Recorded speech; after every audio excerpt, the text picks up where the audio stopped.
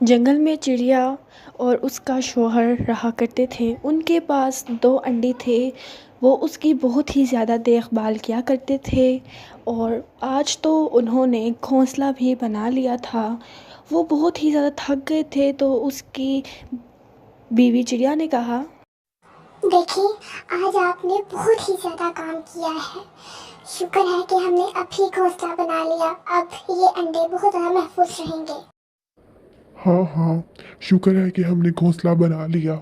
अब तो हम आराम से अपने अंडों को महफूज कर सकते हैं।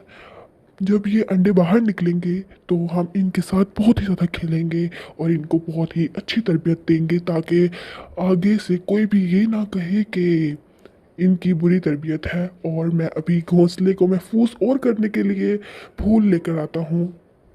नहीं नहीं, आप रहने दें। आज आपने बहुत ही ज़्यादा काम किया है। आपने घोंसला बनाया है, मैं ले आऊँगी।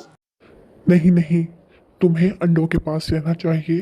तुम्हें इनको महफूज करना चाहिए। तुम इधर रहो, मैं लेकर आता हूँ। तो उसका शौहर लेने चला जाता है। जब वो जाता है तो वहाँ उसे सही फूल नहीं मिलते तो वो घर आ जाता है और चिड़िया से कहता है कि मुझे सही फूल नहीं मिले। अब मैं ना कहीं और जाऊंगा और फिर वहां से लेकर आऊंगा, लेकिन अभी मैं थोड़ी देर आराम करना पसंद करूंगा। अरे अरे, मैंने तो आपसे कहा था कि आप ना करें, मगर आप तो मेरी सुनते ही कहाँ हैं। मैंने आपको कहा था ना कि मैं खुद ले आऊँगी, आप रेस्ट करें। तभी वहाँ फ़ौरन तीर आ गया पता नहीं कहाँ से और वो उसका शौहर मर गया और नीचे गिर गया।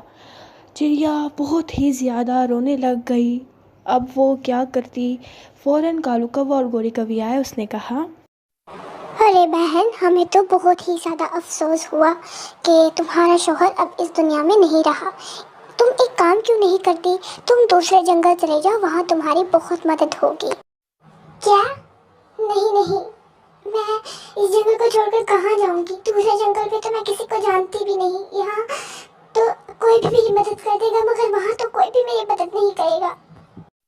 नहीं नहीं बहन, हमारा तो यहाँ खुद ही पेट नहीं भरता, तुम्हारा कहाँ से भरेंगे। तुम उधर जाओगी तो वहाँ तुम्हें अच्छा अनाज मिलेगा। अगर तुम जाओगी तो फायदे में रहोगी। हमारी बात मान लो, तुम अकेली हो, अब वहाँ चले जाओ। अच्छा, अगर ऐसी ही बात है तो मुझे जाना ही पड़ेगा। मैं चली जाती हूँ इस घर को छोड़कर, यहाँ सब कुछ छोड़कर। तो वो दूसरे जंगल चली जाती है। मगर जब वो चली जाती है तो वहाँ वो सबसे बहुत ही ज़्यादा डरती है। वो अपना घर एक दरख्त पर बनाती है मगर वहाँ उसे कोई देख नहीं सकता। वो बहुत ही ज़्यादा मायूस हो जाती है। उसे कुछ भी नहीं पता होता इन जंगलों के बारे में, इस जंगल के बारे में उसे कुछ भी नहीं पता था। वो हर वक्त अपने अंडों के पास ही बैठी रहती और अपने आप से ही बातें करती रहती। उसको बहुत ही ज़्यादा कमी महसूस हो रही थी। वो पछता भी रही थी साथ साथ कि वो कालू कौवा और गोरी के कौवे की बात बिल्कुल भी ना मानती। मगर अब तो कुछ भी नहीं था उसके पास। अब वो सिर्फ पछताने के अलावा कुछ भी नहीं कर सकती थी।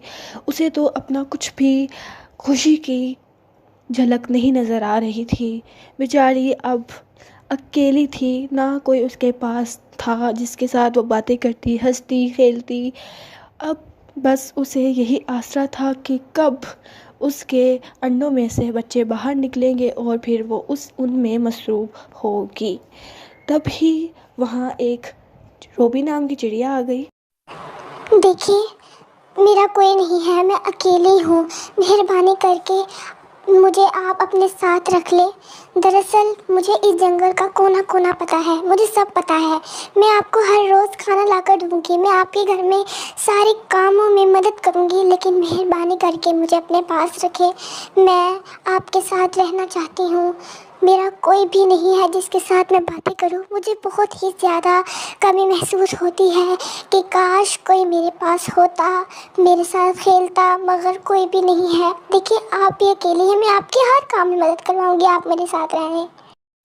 अच्छा, ठीक है, तो आज के बाद तुम मेरे साथ रहो। दरअसल मेरा भी कोई नहीं है इन 2 अंडों के अलावा। मैं हर वक्त अकेली ही रहती हूँ, तुम रह सकती हो मेरे साथ। उसके बाद वो उसके पास ही रहने लग गई।